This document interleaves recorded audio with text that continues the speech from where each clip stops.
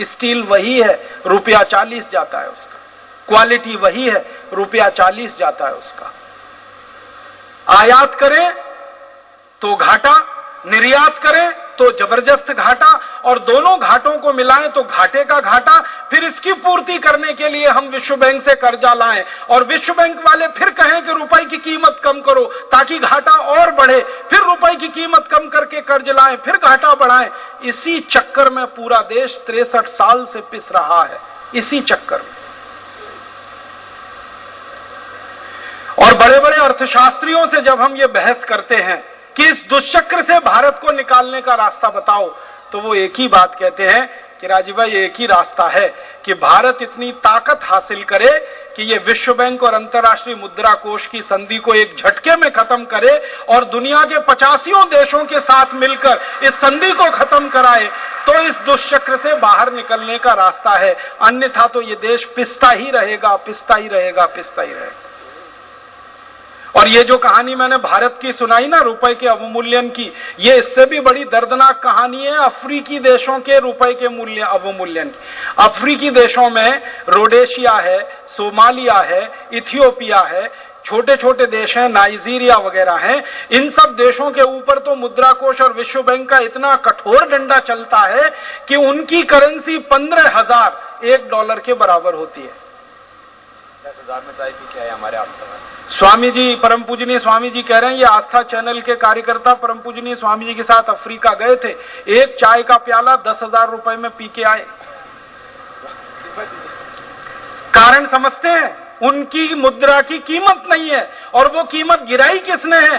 अंतर्राष्ट्रीय मुद्रा कोष और विश्व बैंक, इन दोनों संस्थाओं ने मिलकर। क्योंकि ये देश भी जाकर कर्ज लाते हैं और कर्ज के लिए एक ही शर्त है, वो लगाते हैं कि कीमत कम करो अपनी करेंसी की। तो उस चक्कर में ये देश और भी बर्बाद हो रहा है। हमारे एक भाई जी ने फोन किया, 1 लाख का बिल आ गया। हाँ, परम पूजनीय स्वामी जी बता रहे हैं कि वैद्य जी ने एक फोन किया था, 1 लाख रुपए का बिल आ गया था, और वैद्य जी का बीपी बढ़ गया इस चक्कर में। 1 लाख रुपए कहां से देंगे? माने कोई मुद्रा की कीमत ही नहीं है, और वो कीमत को बिल्कुल जमीन पे धराशायी कर देने का काम विश्व बैंक और मुद्रा कोष करते हैं। मैं और एक उदाहरण देता हूं, हमारा पड़ोसी देश है इंडोनेशिया। इंडोनेशिया पर यह मुद्रा कोष और विश्व बैंक का ऐसा तगड़ा डंडा चला कि वो इंडोनेशिया की करेंसी जो है ना, रुपया है, रुपया। हमारे यहां जैसे रुपया है ना, इंडोनेशिया में रुपया है। तो $1 में एक जमाने में 17 रुपया हुआ करता था। विश्व बैंक और मुद्रा कोष ने उसको 17,000 रुपया करा दिया $1 में, और इंडोनेशिया मटिया मेट हो गया इसी चक्कर में फंस के। ऐसे ही लैटिन अमेरिका में एक देश है अर्जेंटीना, एक है ब्राजील, एक है चिली, एक है कोस्टारिका, एक है कोलंबिया। ऐसे दुनिया में 100 देश हैं जो अंतर्राष्ट्रीय मुद्रा कोष और विश्व बैंक के चक्कर में फंसकर कर्ज लेने के लिए गए, और उनकी शर्तों को मानते हुए अपनी करेंसियों को उन्होंने कम किया और अवमूल्यन में पूरी तरह से डूब गए, कर्जे में फंसे और गहरे कर्जे में फंस गए। ये अंतर्राष्ट्रीय मुद्रा कोष और विश्व बैंक का षड्यंत्र सारी दुनिया में चलता है। और इस पे कब्जा किसका है? अमेरिका का कब्जा है। अंतर्राष्ट्रीय मुद्रा कोष का जो अध्यक्ष बनता है वो अमेरिका की मर्जी से, विश्व बैंक का जो अध्यक्ष बनता है उसका तो नियम है कि वो अमेरिकी नागरिक ही होना चाहिए, तभी अध्यक्ष बन सकता है। अंशदान हम सब दे रहे हैं, आप ध्यान दीजिएगा। 186 देश अपने अपने हिस्से का पैसा उसमें जमा कर रहे हैं, लेकिन अध्यक्ष इन 186 देशों में से किसी का नहीं बन सकता, वो सिर्फ अमेरिका का ही बनता है। और अमेरिका में ही पैदा हुआ नागरिक विश्व बैंक का अध्यक्ष हो सकता है। अंतर्राष्ट्रीय मुद्रा कोष का अध्यक्ष भी अमेरिका की पसंद से ही बनाया जाता है, तो अमेरिका का पूरा कब्जा उस पर रहता है। और आपको सुनकर हैरानी होगी, पिछले 10 साल से अंतर्राष्ट्रीय मुद्रा कोष और विश्व बैंक में अमेरिका अपना अंशदान जमा नहीं कर रहा है, फिर भी दादागिरी उसी की चल रही है। और ये दादागिरी कैसे चल रही है? इन दोनों संस्थाओं में फैसला होने के लिए वोट का नियम है, तो अमेरिका के पास सबसे ज्यादा वोट हैं इन दोनों संस्थाओं में, और वो वोट हैं करीब 20%। तो अमेरिका की दादागिरी सबसे ज्यादा चलती है इन दोनों संस्थाओं। अंशदान सबके बराबर हैं और वोट अमेरिका के ज्यादा हैं। इसलिए अध्यक्ष अमेरिका का बनता है, उपाध्यक्ष अमेरिका का बनता है, सब कुछ अमेरिका के समर्थन से ही होता है। और अमेरिका जैसा कहता है ये दोनों संस्थाएं वैसे ही काम करती हैं। एक और उदाहरण दूं, इन दोनों संस्थाओं में कर्ज मांगने जाओ तो एक दूसरी शर्त ये लगाते हैं। इनकी दूसरी शर्त क्या होती है? जैसे भारत देश कभी विश्व बैंक और अंतर्राष्ट्रीय मुद्रा कोष में कर्ज मांगने जाएगा तो वो कहेंगे कि भारत के जितने प्राकृतिक संसाधन हैं वो विदेशी कंपनियों को बेचो। ये दूसरी शर्त है उनकी। अब प्राकृतिक संसाधन क्या है? हमारे यहां लोहे की खदानें हैं, हमारे यहां कोयले की खदानें हैं, हमारे यहां सोना निकलता है जमीन के नीचे से, हीरे की खदानें हैं, पन्ने की खदानें हैं, बॉक्साइट की खदानें हैं, एल्यूमिनियम की, हमारे यहां तो बेशकीमती खदानें ही खदानें हैं। भगवान ने भारत देश को जमीन के ऊपर जितनी संपत्ति दी है उससे कई गुना ज्यादा संपत्ति जमीन के नीचे दे रखी है भगवान ने इस देश को।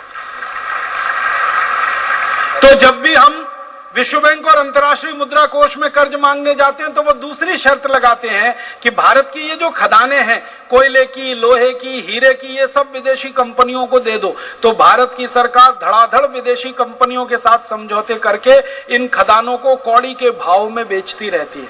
आपको मालूम है, इसी विश्व बैंक और अंतर्राष्ट्रीय मुद्रा कोष के दबाव में इस समय भारत के लोहे की ज्यादातर खदानें विदेशी कंपनियों के हाथ में चली गई हैं। उड़ीसा में, छत्तीसगढ़ में, महाराष्ट्र में, कर्नाटक में और गोवा में और झारखंड में सारी खदानें विदेशी कंपनियों के हाथ में। इसी तरह से सबसे बड़ी अंतर्राष्ट्रीय कंपनी है हीरे के व्यापार में डी बियर्स, उसके हाथ में हमारी हीरे की खदानें चली गई।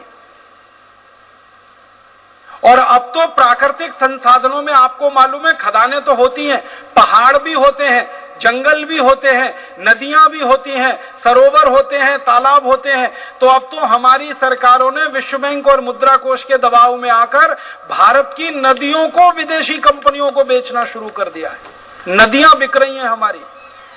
आपको मैं बताना चाहता हूं जिसके प्रमाण हमारे पास मौजूद हैं।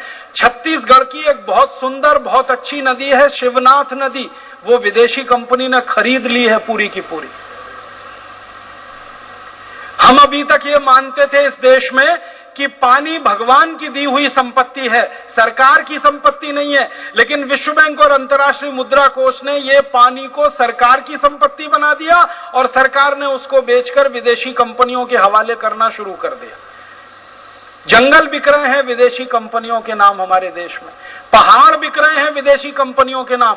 उड़ीसा में सबसे ज्यादा जड़ी बूटी देने वाला जो पहाड़ है उसका नाम है गंधमार्दन पर्वत। गंधमार्दन पर्वत पर हजारों किस्म की आयुर्वेदिक जड़ी बूटियां हैं। सारे दुनिया के विशेषज्ञ ये बात मानते हैं। उस पूरे गंधमार्दन पर्वत को विदेशी कंपनियों को बेचने की तैयारी चल रही है, क्योंकि विश्व बैंक और मुद्रा कोष का शर्त है कर्जे की। तो हमारे सारे संसाधन विदेशियों के हाथ में चले जाएं, ये शर्त होती है मुद्रा कोष और विश्व बैंक की। और एक तीसरी शर्त उनकी होती है कि भारत में ये जो पब्लिक सेक्टर के कारखाने होते हैं ना, जैसे BHEL है, भारत हैवी इलेक्ट्रिकल्स लिमिटेड है, इंडियन इलेक्ट्रॉनिक्स लिमिटेड है, IEL है, BHEL है, IEL है, ऐसे भारत में 244 बड़े पब्लिक सेक्टर के कारखाने हैं। मुद्रा कोष और विश्व बैंक की शर्त यह है कि इन कारखानों को भी एक एक करके विदेशी कंपनियों को बेचते जाओ। और हमारी सरकार पिछले 15 सालों से इन कारखानों को भी बेचने की तैयारी कर रही है। कई कारखाने विदेशी कंपनियों के हाथ में जा चुके हैं। फिर हमारे यहां जीवन बीमा व्यवसाय है, लाइफ इंश्योरेंस है, जर्नल इंश्योरेंस है, इसको भी विश्व बैंक और अंतर्राष्ट्रीय मुद्रा कोष का दबाव है विदेशी कंपनियों के हाथ में दे दो। तो भारत ने जीवन बीमा के क्षेत्र में और सामान्य बीमा के क्षेत्र में 26% पूंजी निवेश का अधिकार विदेशी कंपनियों को दे दिया। अब नया कानून बनाकर उसको 49% करने जा रहे हैं। थोड़े दिन में 74% करेंगे और एक दिन 100% कर देंगे। तो विश्व बैंक और मुद्रा कोष की शर्तें ऐसी खतरनाक होती हैं। एक तीसरी शर्त बताता हूं, विश्व बैंक और मुद्रा कोष की एक तीसरी शर्त यह होती है कि हमारे भारत की सरकार जो बजट बनाती है और उस बजट में गरीबों के लिए जो पैसा खर्च किया जाता है, जिसको सब्सिडी के नाम से हम जानते हैं, इसको कम करते जाओ और हर साल के गरीबों के ऊपर खर्च होने वाले बजट को कम करते जाओ। तो सन 1991 से भारत की सरकार ने गरीबों के लिए बजट में धन कम करना शुरू कर दिया। तो शिक्षा के लिए धन कम हो गया, स्वास्थ्य के लिए धन कम हो गया, चिकित्सा के लिए धन कम हो गया, किसानों के लिए धन कम हो गया, खेती के लिए धन कम हो गया, सिंचाई के लिए धन कम हो गया।